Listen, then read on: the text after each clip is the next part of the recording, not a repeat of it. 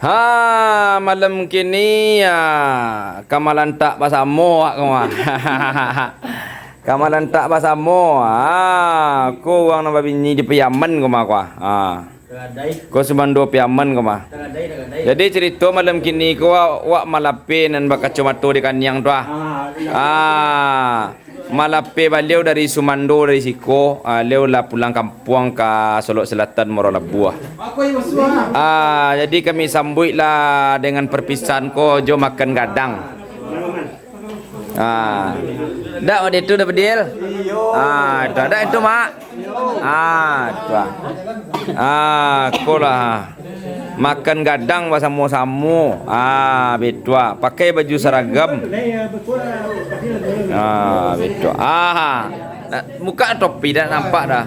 Juga topi dah dalam dia pun dia nak. Mak masuklah mak. Tadi dah mak. Kau ada pihak ini. Bahasa sak.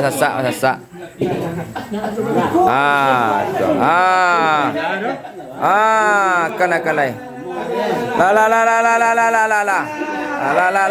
La dia kali.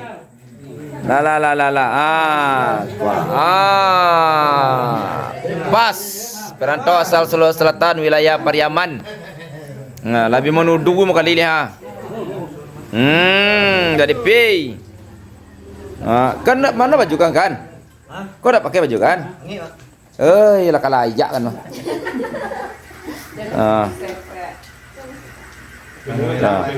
Tinggal ni makoro je babian nak pakai tantuan ya. Wah. Mano nanta katup yang gang slow lah. Ya, nyanyang lah. Gak kalem selayang kalem dah selayang dah bena. Bahasa sak. Lebih menuduh dia. Olah JJK ni. Jenjang kambing tu mana mangkit tangan tu? Iyalah. Ya. Sasaan dari. Dia pek makan kule mah. Olah. Woi. Kau wang pelakik kau apa? Ya. Tu yang baju putih buat luang tu mah. Asli buat luang tu mah.